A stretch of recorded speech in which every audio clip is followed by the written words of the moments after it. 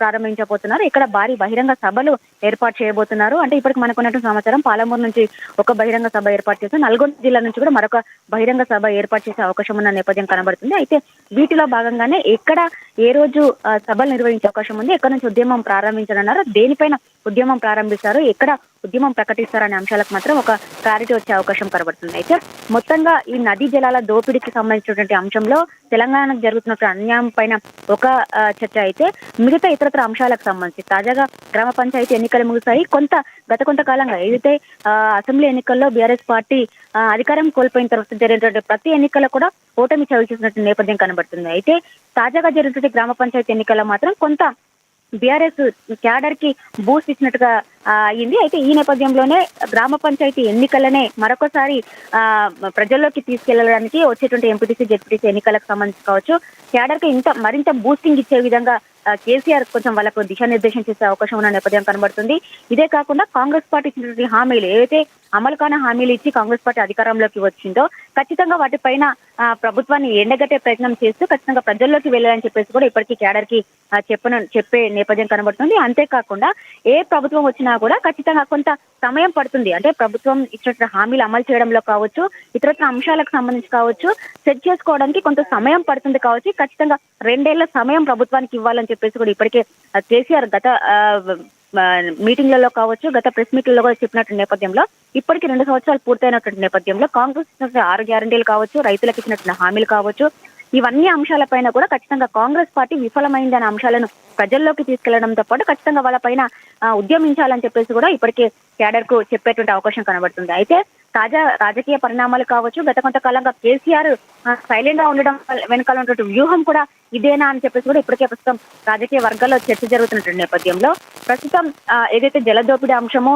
తాజా రాజకీయ పరిణామాలు ఇవన్నీ ఒకేతే అయితే, ఏదైతే కవితను బీఆర్ఎస్ పార్టీ సస్పెండ్ చేసిన తర్వాత ఎక్కడ కూడా కవిత అంటే జిల్లాల పర్యటనలు చేస్తుంది, జనంబాట కార్యక్రమంతో ఎక్కడికక్కడ ప్రెస్ మీట్లు పెట్టి ఇటు బీఆర్ఎస్ నాయకులను విమర్శిస్తున్నటువంటి నేపథ్యంలో ఎక్కడ కూడా కవితకు సంబంధించిన అంశాన్ని కేసీఆర్ ఇండైరెక్ట్ గానీ డైరెక్ట్ గానీ చెప్పేటువంటి ప్రయత్నం చేయలేదు. అయితే ఈ రోజు జరిగేటువంటి సమావేశంలో కవిత పైన కూడా కొంత అంటే ప్రతి ఒక్కరు అడిగి ప్రశ్నించే అవకాశం ఉన్న నేపథ్యం కనబడుతుంది. కాబట్టి ఖచ్చితంగా కవిత పైన కూడా ఏం మాట్లాడతారా అని చెప్పేసి అందరూ ఒక ఉత్కంఠతో ఎదురు చూసినటువంటి నేపథ్యం అయితే కనబడుతుంది. చూడాలి, మధ్యాహ్నం 2 గంటల ప్రాంతంలో బీఆర్ఎస్ భవన్కి కేసీఆర్ చేరుకుంటారు. ఇప్పటికే ఇటు హైదరాబాద్ కావచ్చు, రంగారెడ్డి కావచ్చు, మహబూబ్ నగర్ సంబంధించినటువంటి జిల్లాలకు జరుగుతున్నటువంటి అన్యాయం పైన, అంటే నీటి వాటాలకు సంబంధించి జరుగుతున్న అన్యాయం పైన ఇప్పటికే 3 జిల్లాలకు సంబంధించినటువంటి నేతలతో గత 3 రోజులుగా కేసీఆర్ ఫామ్ హౌస్ లో సమీక్ష సమావేశం నిర్వహించారు. అయితే నిన్న ఫామ్ హౌస్ నుంచి నిన్న సాయంత్రం ప్రాంతంలో నందినగర్ నివాసానికి చేరుకున్నారు. ఈ రోజు డైరెక్ట్ గా నందినగర్ నివాసం నుంచి తెలంగాణ భవన్ కి 2 గంటల ప్రాంతంలో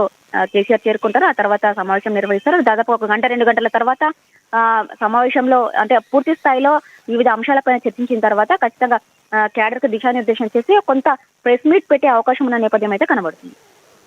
రైట్, థ్యాంక్ యూ భవిత.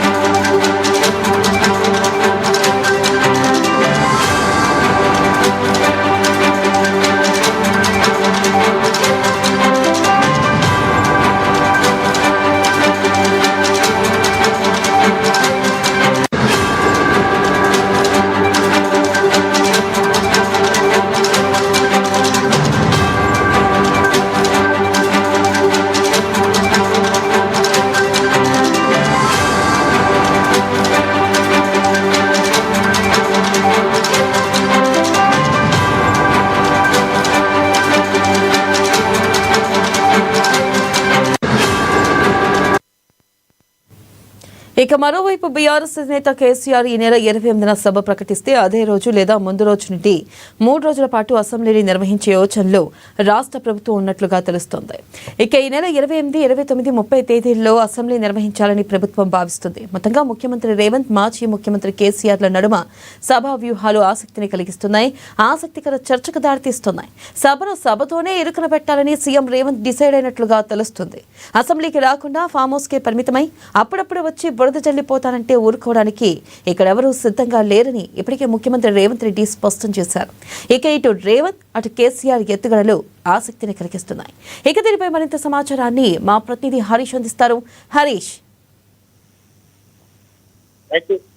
తెలంగాణలో పాలిటిక్స్ ఈటెక్కబోతున్న పరిస్థితి అయితే కనిపిస్తా ఉంది. ఇక పోటాపోటీగా బీఆర్ఎస్ వర్సెస్ కాంగ్రెస్ సంబంధించి కూడా పోటాపోటీగా ఏదైతే సభలు నిర్వహించేందుకు ప్లాన్ చేస్తా ఉన్నారో, ఒకవైపు బీఆర్ఎస్ సంబంధించి కూడా గులాబీ బాస్ మాజీ కేసీఆర్ ఈ రోజు తెలంగాణ భవన్ కి వచ్చారు. తెలంగాణ భవన్ కి రాబోతా ఉన్నారు. కార్యకర్తలతో సమావేశం అవుతారు, దిశానిర్దేశం చేయనున్నారు. ఒకవైపు ఈటీ వాటా సంబంధించి కావచ్చు, కృష్ణా జలాల అంశాలపైన కూడా రాష్ట్ర ప్రభుత్వాన్ని, కాంగ్రెస్ ప్రభుత్వాన్ని ఇరుకున పెట్టే విధంగా కూడా కేసీఆర్ వ్యూహాన్ని సిద్ధం చేశారు. ఈ వ్యూహాలన్నీ కూడా నల్గొండ, అలాగే మహబూబ్ నగర్, సీఎం సొంత జిల్లా మహబూబ్ నగర్ వేదికగా కూడా భారీ బహిరంగ సభ ఏర్పాటు చేసి అక్కడ నీటి